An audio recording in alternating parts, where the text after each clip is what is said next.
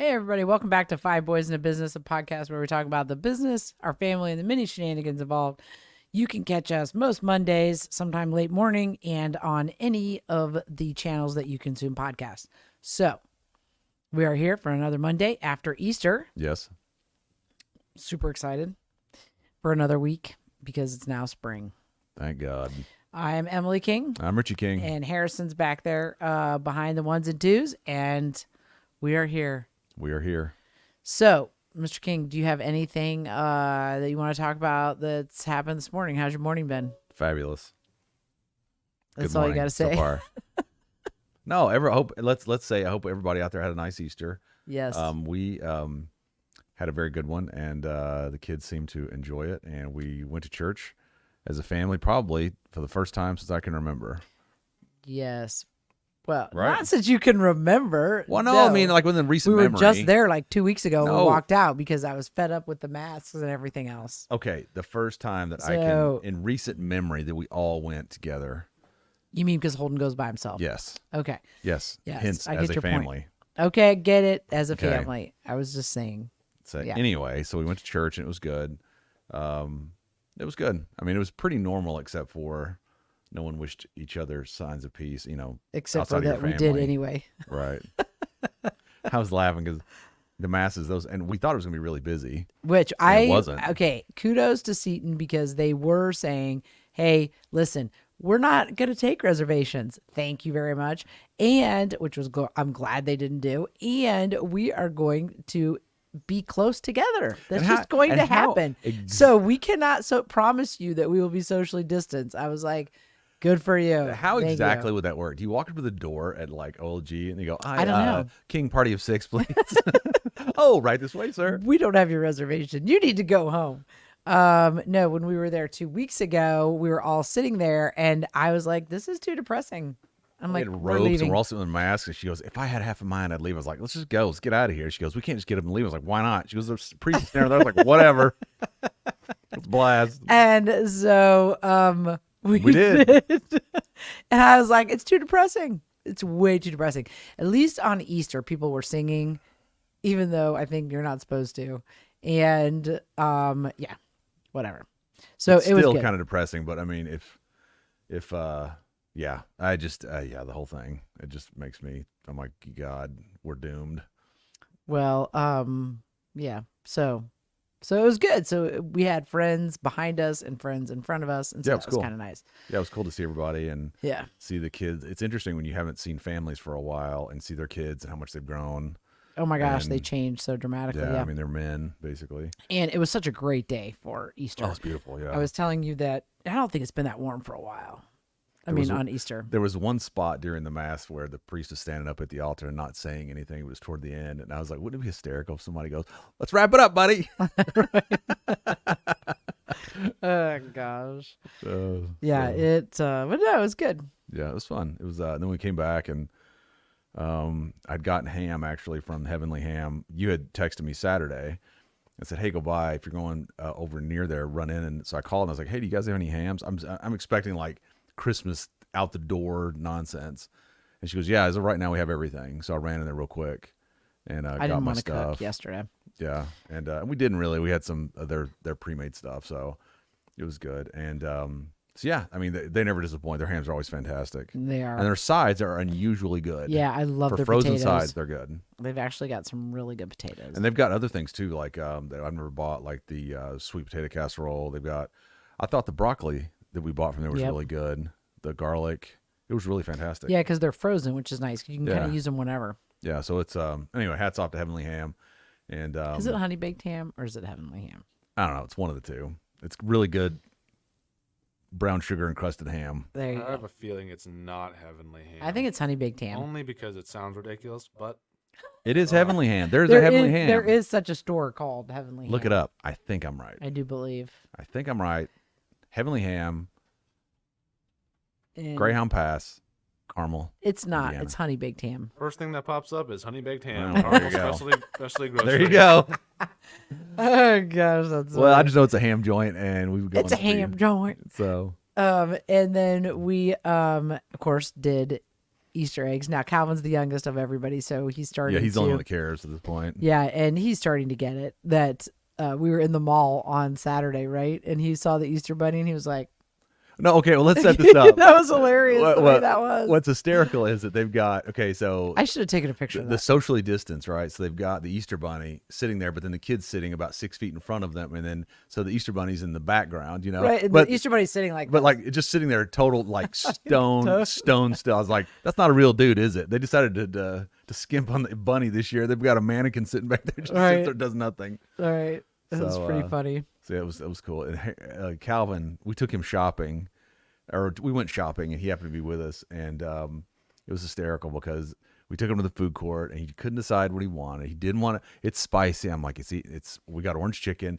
It's too spicy. What are these red things? I'm like, oh my god, are you Richie Jr.? What is going on here? No, he's Such that- Holden Jr., Mr. Indecisive. Ugh. And he finally wouldn't eat it. Kept licking. I was like, put it in your mouth and chew it. Don't you remember? He kept licking it. It's like, oh my god, not a lollipop goof. Yeah. So anyway, he finally had something, and then so yeah, it was good. It was the mall was pretty busy. Yeah. I thought. Well, I think with everybody being on spring break, people are out and about. One of the things that I noticed is how many stores weren't there anymore. Well, I heard somebody else talking about that like the whole end of what store were we in? What did Crate we Barrel? go? Crate and Barrel. No, maybe it was. Oh, it's the other side where the Apple store is. Yeah. That whole back quarter, yeah. I thought, is like gone. They said that there's no more. Oh, because somebody was like talking about Under Armour, and the lady said, "Oh no, Under Armour's not here anymore." Ooh. She's like, "There are so many stores at this end of the building that aren't here anymore." Well, I remember when things were sort of starting to loosen up last year.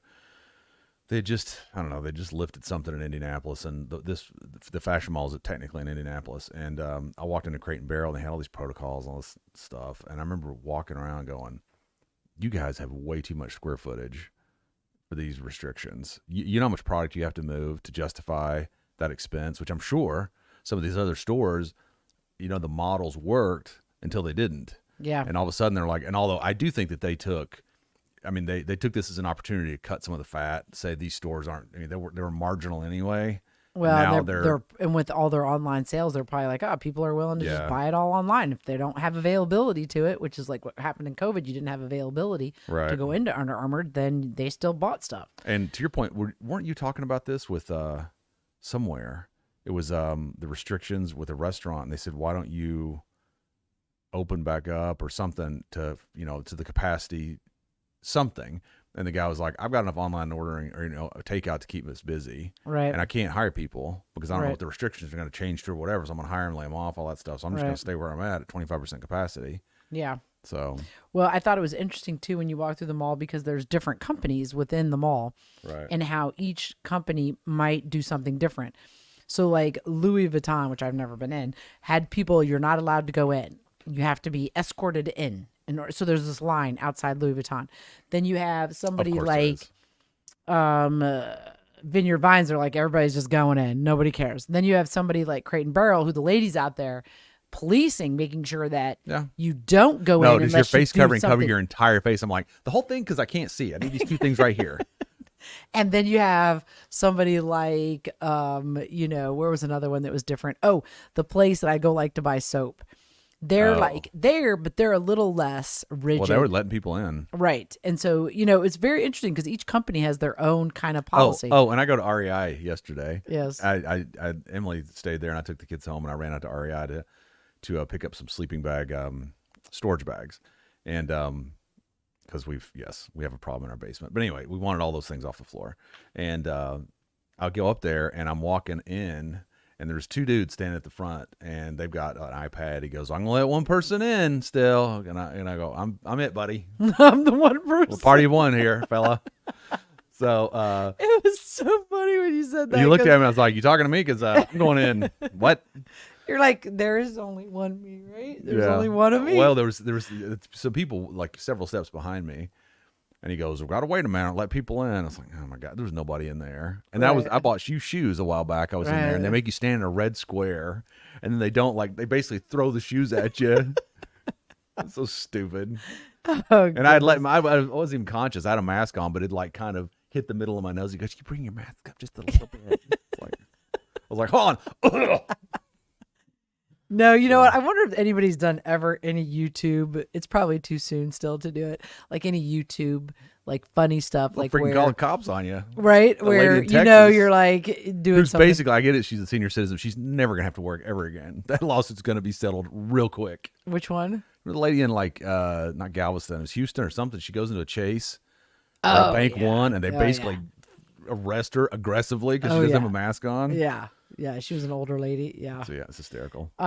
Anyway, That's not hysterical. It's the situation. Whoever works there and authorized that's getting fired. Yeah.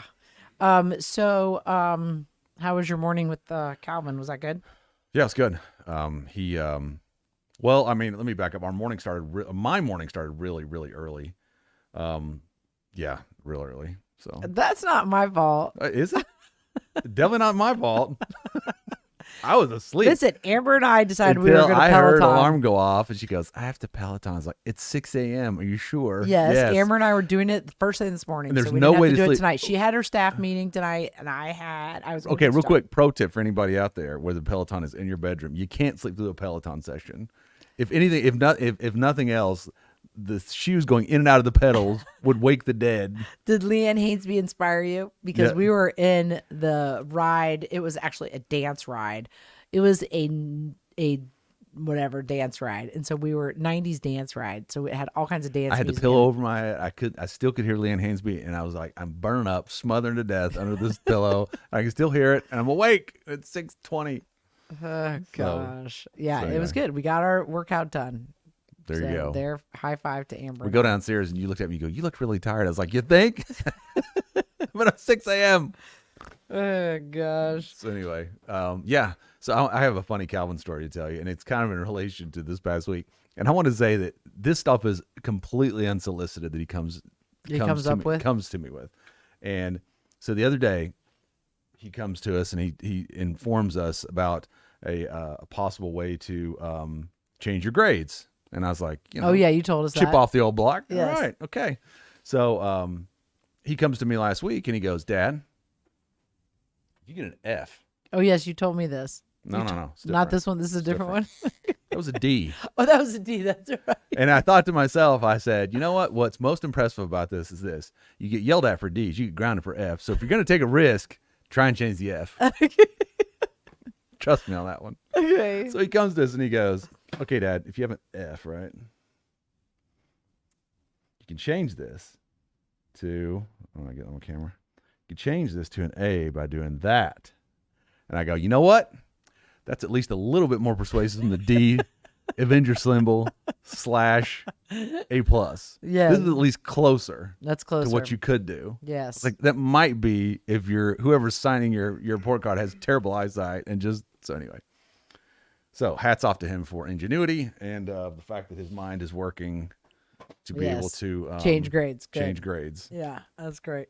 So not that that's ever going to be a problem, but then again, never say never. So You said that he came this morning and interrupted you when you were in the shower. I was about to get in the shower. Oh, what did he Because do? I was trying to get cleaned up before the meeting this morning, Right. 8:00. So I'm sitting there, and I'm about to get in the shower, and I hear on the door, "Yes, Calvin, what can I do for you?" "Hey, are you in there?" "Yeah, I'm in here." He goes, "Let's watch Sandlot 2. I was like, "Okay, I'll be down there in a minute." "No, in Mom's bed." I was like, "Oh, my God. First off, that's my bed, too. So I'll be out in a minute." So I get cleaned up. I come out. And he goes, and he's standing right there in the room, waiting for me the whole time. Right. He goes, "Why do you have so many baseball cards, Dad?" I was like, "Those aren't mine, they're your mom's. Put those up. Those are old and, whatever."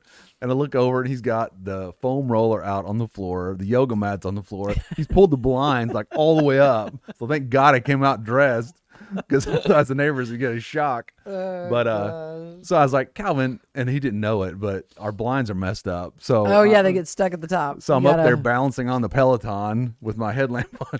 Neighbors are like, "These people are crazy. I wish they'd move." Oh So gosh. we got that fixed and went downstairs, and he was watching Sandlot too. So yeah, that was my funny story this morning. Well, I have a funny story about Calvin from this weekend because he wanted to go to CVS by himself or Oh, something. okay. And he had some Easter money that my mom had sent him, and so he wanted to go buy stuff or whatever. So we went and bought Silly Putty, which is like Richie's like Bad idea. And so I was like, your dad. hates And this real stuff. quick, can I back up a second? I have been with these kids for a very long time. I know what's going to happen. Just like when you see your kid tying a rope swing where they shouldn't be tying a rope, it's like you're going to break your neck. So anyway, gosh. I have enough experience in cynicism such that I know what's going to happen. Coming. You know it's bad. So anyway, go ahead. So he bought silly putty, not one, but 4 of them. Like, it comes in a 2-pack apparently nowadays. And so he bought silly putty, and I was like, your dad hates this stuff because it gets stuck. All your brothers got this stuff stuck in the carpet, in their clothes, in their hair. I'm like, so you make sure you use it at the island because he will not be happy with you. And he's like, okay, no problem. Right. So this weekend he comes downstairs and he's like, hey, I had to change my clothes because when I woke up, I had silly putty stuck in my shirt. It was stuck in my bed. It was stuck in Valentine's blanket. And I was like, are you serious? I told you that you're going to get in big trouble for that. And so he goes, I'm really sorry, Mom. I just got it stuck. So then I said, you're going to have to figure out how to get it out. Which was news to me because I've just never, for whatever reason, I never thought to Google it. So he Googled it and found that you can use 90% alcohol yeah. to get it out. So So we looked up in the cabinet and go, I don't have any Everclear in here. The liquor store's closed till noon. right. And so you ran and got some alcohol. And so Harrison, show him the picture because this is legit. It worked. That works. Okay, so this is it on his blanket. He goes, I want to do it. He had his butter knife. I was like, just move. I'm gonna ruin the blanket. So you put the alcohol. You saturate Make sure you it. check a spot first so you don't run your. Yeah, but it makes me laugh. I'm like, it's already ruined. Yes. What are you talking about?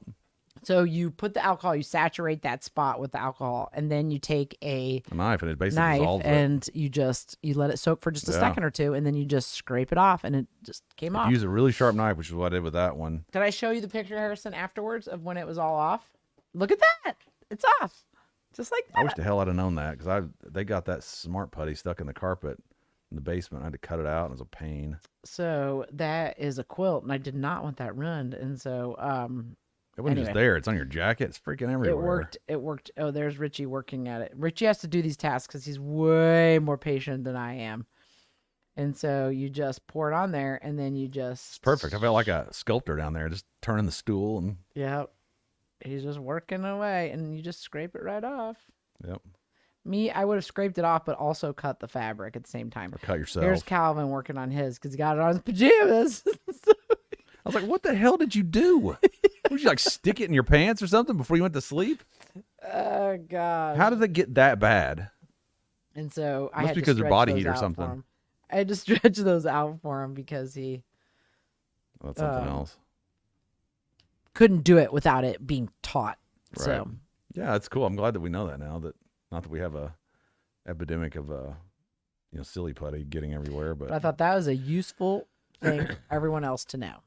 it always makes me laugh because I think, who came up with that? Would you just slip and kind of like the old Reese commercials? Oh yeah, You're walking like that always cracks me with the commercial. As an adult, you think back, it's like that's the most disgusting thing ever. Someone's eating peanut butter and you walk around the corner and your chocolate bar just happens to fall in there. right. So how do they come up with these things? They must just I'm sure it's all by accident? biochemical, like Yeah, that's true, polymers and what's all that kind of stuff. yeah.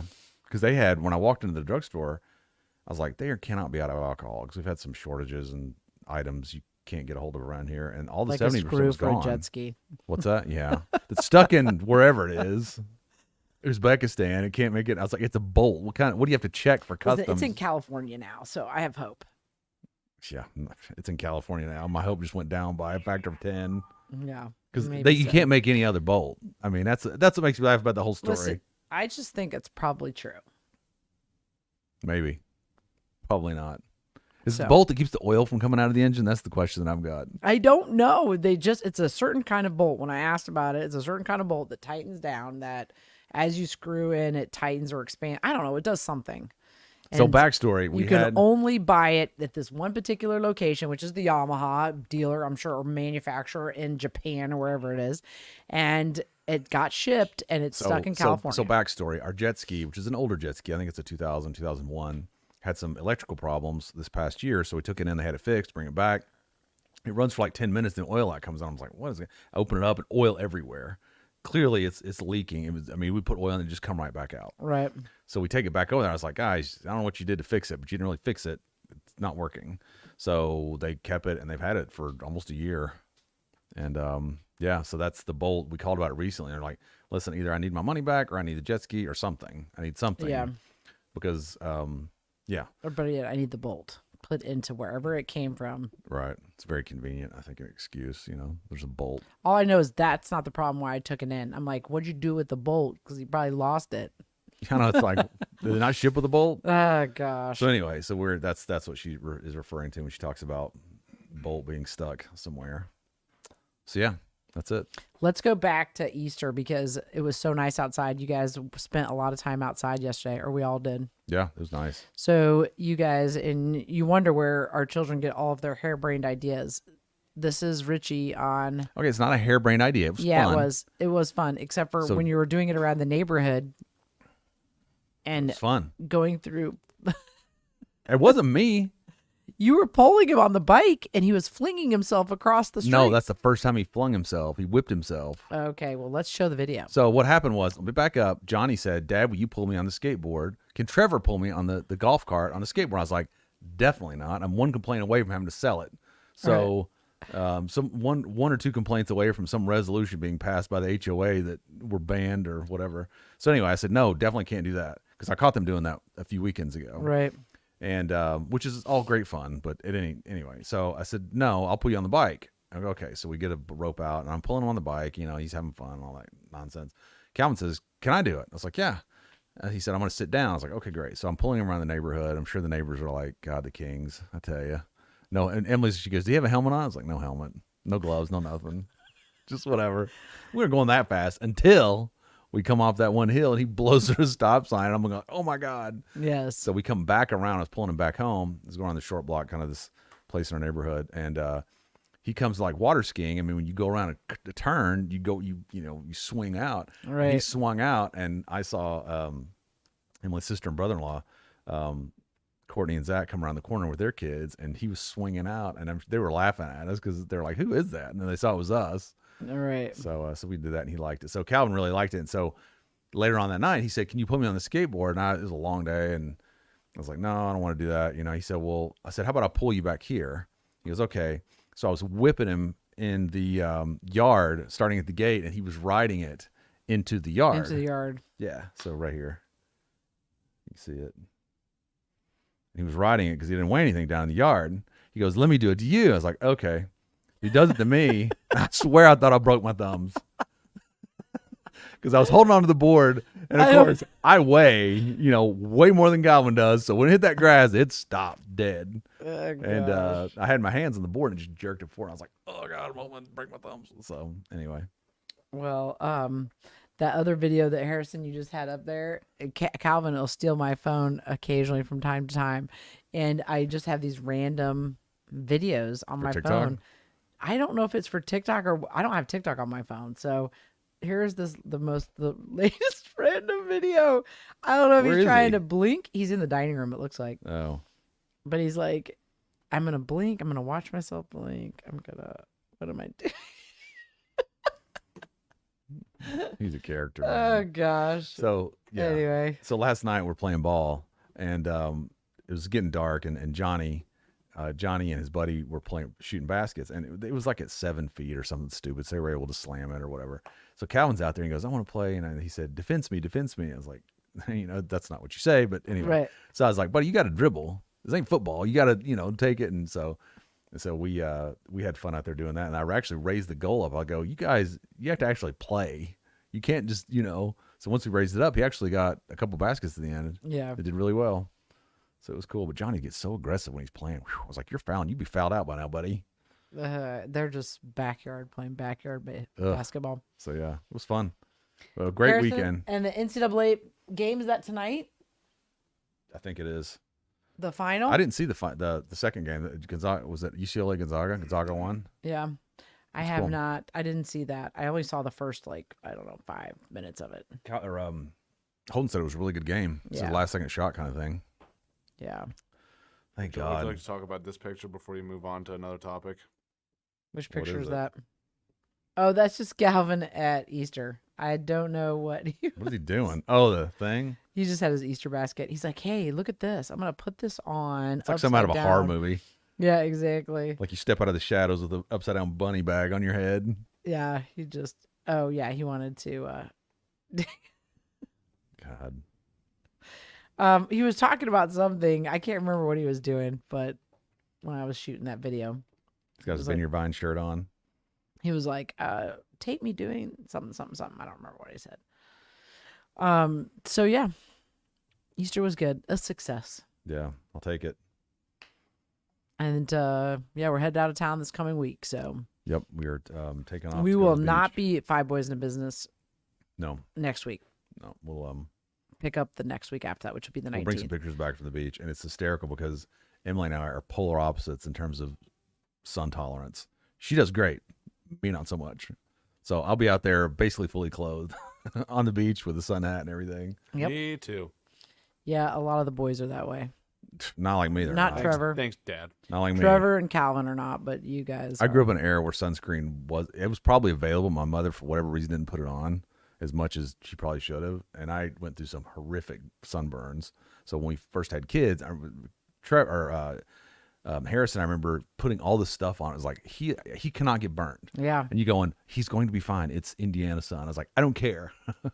Yeah. So, but the kids, luckily, they do burn, but nothing like what. Yeah. I have basically no pigment in my skin. I'm basically translucent. So, You know what? Before I forget, there was one thing you had talked about earlier today about the business with the social media stuff. oh, I am part of a just for informational things. There's certain professional groups you can join, and one is called the VHMA, and I check their message board occasionally to see if there's ideas. I mean, there are some good things. I mean, most of the time it's things that either don't apply to us or whatever, or outside the scope of what we do or something. But sometimes they do post. Some people will post, I think, good questions, and the responses are interesting, can be informative. So one person posted something.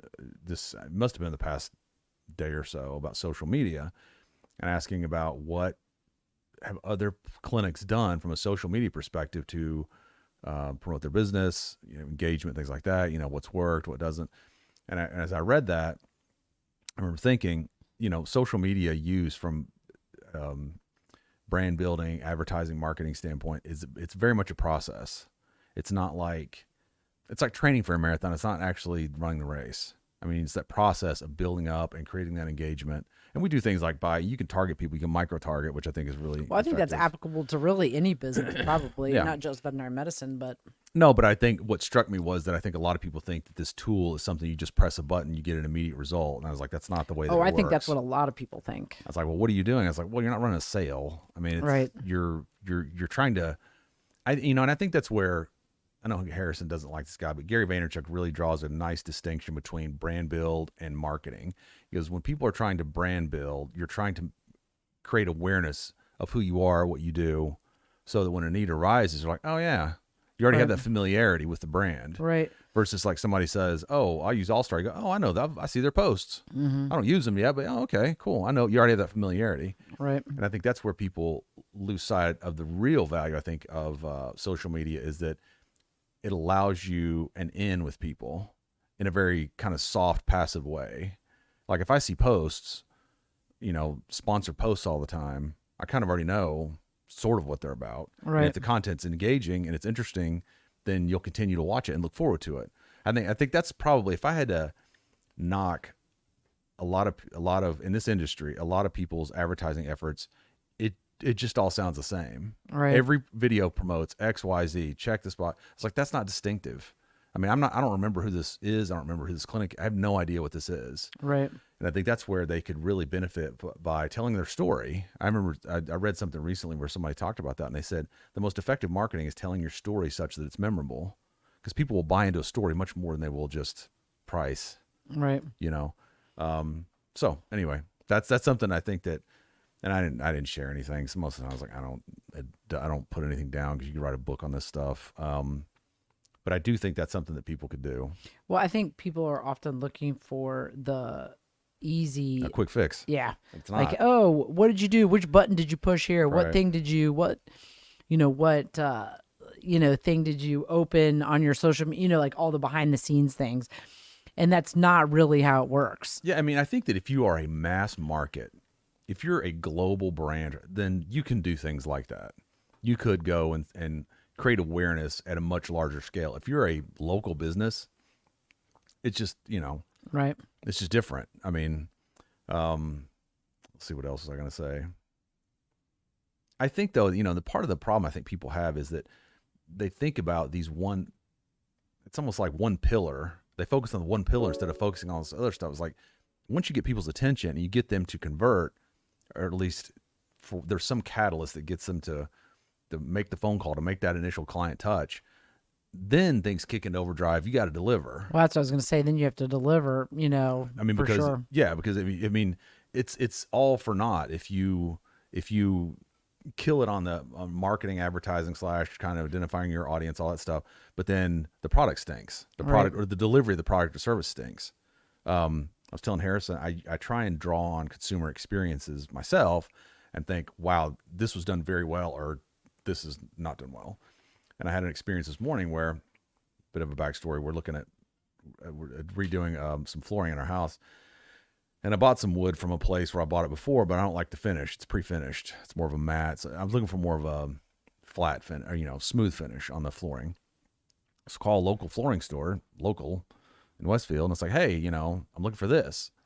And the poor person who answered the phone I was like, do you hate money?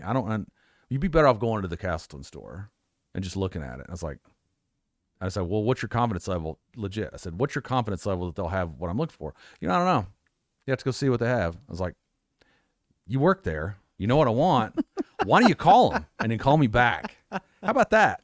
He goes, I wouldn't waste your time calling around. I was like, it's more of a waste of time for me to go all the way to Castleton, walk into the store, and they go, yeah, we don't have it. You should have called. What are you doing? Yeah. So it makes me laugh. And it makes me, so I guess the point how that ties into it is that they could have advertised all they want, but that initial touch, and if I'm not impressed, you blew it. Right. So that's where you have to, and I think that people should actually focus twice as hard on the back end than they do on the front end, because it's a lot cheaper to keep a client than it is to attract a new one. Right. And if you are satisfying your clients such that they're walking billboards and they're like, oh, you have to go here. Oh, whatever, whatever. I mean, you already have instant credibility. Right. Because people, Joe, you like Joe, you respect his decisions. He's going, hey, you got to go over to this place. It's fantastic. Right. So I think that's where people, broad brush, it's much more of a process and much less of a just, short-term strategy / tactic. Right. So, And if you do get a bad review, you have to respond quickly and promptly. We'll say that. That's important. and I think that goes to client engagement. Or have a bad experience in general. Well, If the client brings to your engagement. attention. The people, and I've always thought this. I stole this from somewhere. I can't remember where, but they said for every person that complains, it's probably 10x out there that feel the same way as didn't say anything. Right. So if you start to look at that's why feedback is it's golden, because it gives you an insight. It doesn't really matter what you think you're doing. What matters is the perception of value that the client has. It doesn't matter you think you're great. If you have a lot of people out there that don't because of reason 1, 2, or 3, well, then that's something you need to focus on. Right. Because, your market is all-knowing, all-seeing, everything. You have to know your market, which always cracks me up when I see companies do things. I'm like, what are you doing? You do know you sell this, right? If people they don't have to transact with you. They'll find an alternative. Right. Whatever it is, we're taking a principled stance. All right, okay. Until you broke, or whatever, until your market says, I'm not watching this. We all do that. You'll turn something on and see something that strikes you the wrong way. You go, flip, I'll go do something else. I don't have to watch this. Right. So anyway, that kind of goes with, go ahead, buddy. Going back to brand building, I actually created this video last week because I hadn't run a video ad in a while on our social media pages, and it's popping off, by the way, on the ads. People are saying stuff left and right that are fantastic, but to give people an idea if they're watching this at all.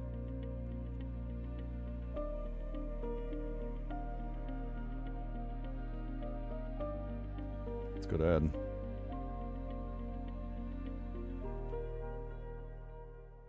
There you go. It's good ad. Simple, sweet, to the point. Don't need to do anything crazy. Yeah. Oh, and I created a horizontal one as well. But yeah, it's not anything crazy, but catches people's attention. 20 seconds max. Nothing crazy. So I saw a video once. This poor clinic. They were, it was actually from this message board, and they posted some examples, and they were like, "Oh, you can do this. You can show this to your clients. You know, an instructional video." And it was it was almost like something out of The Onion or something like out of Saturday Night Live, where it was just like the lighting is horrible, the audio stinks, and the camera, like the shots over here, but the doctor's obviously reading off a card over here, going, "Take this." I'm like, that way. Your viewers that way. God, goodness. It makes me laugh, and I was like, I can't watch this. I don't. Well, they're trying hard. They know that that's probably a void. They just don't know how to fix it. Yeah. To go back to what people are saying, there's this one that's actually really good. It's from Sarah Masters Booker. The caption is on the post, which is what I usually do. We make lives better. We make lives better through the practice of veterinary medicine. This lady said, "Yes, you do!" 2 exclamation points. "There's no other place I will take my fur babies. I cannot say enough great things about All Star Vet Clinic. Everyone there is great. It is easy to tell that the staff love what they do. I've never encountered one person that was just being nice. They truly care and mean what they say. You can trust that they will treat your pets as if they were their own." So That's No, nice. that's hard. God Almighty, that's hard to do. Yeah. I mean, it's very hard. That's a multi-year cultural mission. It's tough, Yeah. but it's doable. I mean, I think that's palpable. I mean, you can feel it too. You go to places where you go, who's in charge here? Clearly, no, not a vet clinic. I mean, just other consumer experiences. Just Because yeah, it's, and businesses. I've always thought this too. When you walk into a place, if you're getting bad service consistently, that is top down. That's because that's being allowed. Right. Not because, I mean, that's almost always due to bad management. There's not somebody there making them do what they probably need to do to wow their clients. And it's usually retail. It's usually something like that where you walk in and you go, "This is a joke. What? You really don't have anybody else that can open up a register. It's 10 deep here." Well, their why might be different. So True. Yeah, but see, that goes back to perception. Your client perception. It's like, this is what always makes me laugh about big retail is that you go, and whenever you have a bad experience like that, things that are imminently fixable, it's just logistics. Don't make people wait. I mean, all you do every time you do that is drive them to an online alternative. So it's almost like the self-fulfilling prophecy. They don't put the work in to satisfy their current clients, and their sales go down.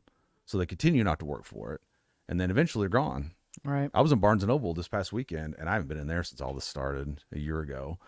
And I told you, I was like, it's like a junk store. It's like Books A Million. It's not, it's just, everything's all met. I was like, God, you guys, make it hard to transact for crime. You can't find anything. They've switched everything around. And Yeah. it's like, I'm looking for a Hemingway novel. Where's fiction? Should be pretty easy. So Oh, what do you think? I mean, you have the same experiences as I do. I mean, No, do you ever have those experiences where you go, God Almighty, okay, there's such an opening for this? Oh, I think it's very common, unfortunately. That it's so common that when you find the uncommon thing, it stands out so blatantly that when in actuality that really should just be the normal. Right. There was something else. This just brought to mind, an old industry, but yet you have new entrants that do it differently and just destroy. I know everybody that listens to this, I'm a big Chick-fil-A fanboy, but I was reading recently, like in the past week or so, about their franchisee selection process, and it is brutal. I don't know how, it's like 0.01% of applicants to become franchisees actually are allowed to become franchisees. You have to go through all these different peer interviews and all this different stuff. I mean, they must make it very Well, it's just their difficult. selection process. It's like with hiring, right? I mean, No, I know, but you I know, mean, if your selection process is such, then you eliminate. no, but it was unusual for, like, say, a McDonald's, where if you have the cash, you could pretty much become a McDonald's franchisee. Right. If you've got the capital, my understanding is someone out there that has a franchise is like, it's a bit more complicated than that. But I don't get the same sense of exclusivity and kind of screening out with some of the other larger, more established brands Right. than I do with the with that process. As I read about it, I thought that permeates all the way down to the cashier level. They probably have a very arduous process for becoming a team member, all that stuff, the training, all that stuff. It has to be a good fit. Right. And as a result, they destroy, like the one that's locally here. It's been open for a few years. They closed down for 2 months to basically expand their footprint because they're just so busy. Yeah. So, Well, they are. I mean, which is amazing. You think you are doing so well. I never see lines like that at McDonald's. right. Ever. I mean, I don't even go over there during lunch. It's just not worth it. You can't. Right. Yeah. No, I know. Just, lines and lines of cars backed up. Now they've got it down to a science, and they do well with the footprint they've got. But It'll be interesting to see now that they're making that expansion, what that's going to be like. no, I just think that's fascinating when I look at those situations and I say that they just do it right, and they've taken full advantage of that opening. And they just everything, the whole experience from the product they deliver to the service that you get when you're there, it's just totally different Right. than some of their competitors. And I think that the numbers, bear that out. The fastest growing, Yeah. fastest for growing sure. company like that. So it's good. It's amazing. Anything's possible. I guess that's what's interesting. Even in industries that appear to be mature and kind of out of Well, gas. and I commend those people for looking for other ways to improve themselves, on the VHMA, the websites, and, they don't teach you any of the stuff on, in veterinary school. And so it must seem very daunting, the task of Yeah. navigating some of these. It's no longer just be a veterinarian and see clients. It's all these other arms now of the industry. And it's just, Right. it's a lot. And so Yeah. I think, what's interesting about the I think you'll see fewer and fewer people doing it. I don't think you'll have right. people coming out of school saying, yeah, I'm going to be a business owner kind of thing. So, Right. Well, and I think, I still think you have kind of the vestiges of probably 20 or 30 years ago where you still have a lot of these individually owned practices right. where you have one person trying to wear all these hats versus other industries where the consolidation's already taken place and they have a marketing department, they have this, they have Right. whatever, HR. Distinct areas where you have specialists in those areas, Right. and that's all they do. And because that's all they do, they're really good at it. So, but you have these owners out there, these managers trying to do all the stuff, HR, everything. Right. It's hard. So I get it. But I think, hats off to them for doing it. I Yeah, didn't mean for to slam asking at VHMA. least, but Yeah. So it's good. But it's, you still have a lot of stodginess though. A lot of just fascinating. well, in general, the industry is slow to change. That's just the way it works. Right. I think they're slow to change, and it's kind of like things they say, things happen really slowly and then all at once. Yeah. No, that's true. Once you get that critical mass of, a majority of clinics owned by bigger companies, I think that's when things will start to move very quickly. Yeah.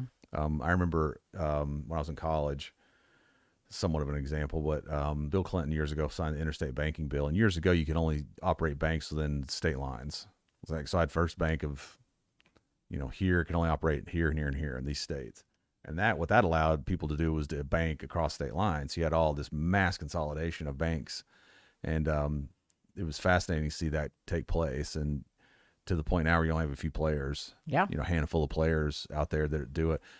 I'll never forget, when I was an undergrad, you go through the placement office, and you sign up for these interviews, these group interviews. And I had an interview with something bank of like First Bank of Alabama or one of those guys in there. And I said, hey, one of my standard questions was sort of to make you feel like, you look like you're on top of things, is like, how is this going to affect this interstate banking law going to affect First Bank of Alabama? And the guy was like, oh, it's not going to do it. We're a big blah, blah, blah.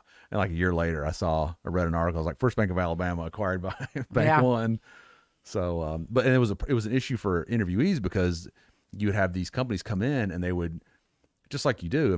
It's kind of this creative destruction where these companies would merge, and then they're like, we don't need 2 HR departments. Right. We're going to get rid of, so you'd have these mass layoffs. They'd come in and cut the workforce by just due to redundancy. So yeah, I'm not saying it's going to happen in vet med, but I do think the natural evolution in business is consolidation over time, absent regulatory things like that, where Right. you don't have that now, where a company in California can own, they can still own a practice in Indiana. I think that is moving apace. I think that a lot of these companies coming out of the COVID event have redoubled their efforts to shore up their kind of slice of the market, their market share.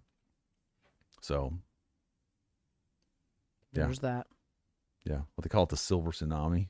Something like that. All the older practice owners are Retiring.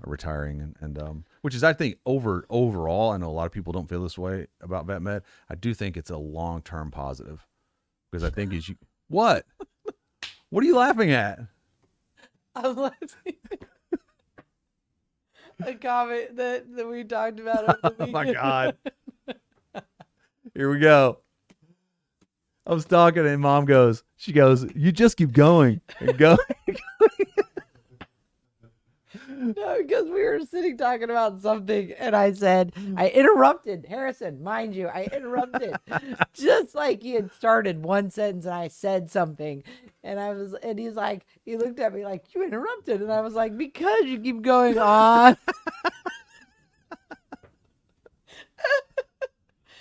So I was sitting here laughing because I was just thinking of that when you were going on. Oh, Lord. All right. No, yeah, okay, never mind. Do you want to go on and on some more? No. No. That was actually the last thought I was going to have. It We started was? laughing. Yeah. I remember when Emily and I first started traveling together. gosh. She was not exactly a conversationalist in the car, Yeah. and hasn't been. Hasn't been ever since. That's right. Oh, if I have to ride in the car, I fall asleep. That's Oh for sure. God, it was like, and that, yeah. Anyway, I'm sorry. I didn't mean to interrupt you, but I was just had that thought just popped into my head. I knew what you were laughing at. I knew what you were laughing at. All right, everybody. Listen, we will be back in 2 weeks. 2 weeks. Yep. For the next episode of Five Boys in a Business. We hope everybody enjoys their spring break if you're on one or getting ready to go on one, and travel safely. Have a great time. Get some rest and relaxation. Hopefully some sun. And we will see you guys back in 2 weeks. Don't forget to check out the merch store, asvcmerch.com. I'm Emily King. I'm Richie King. And Harrison back there behind the ones and twos. We'll see you in 2 weeks, everybody. Have a good day. We're out.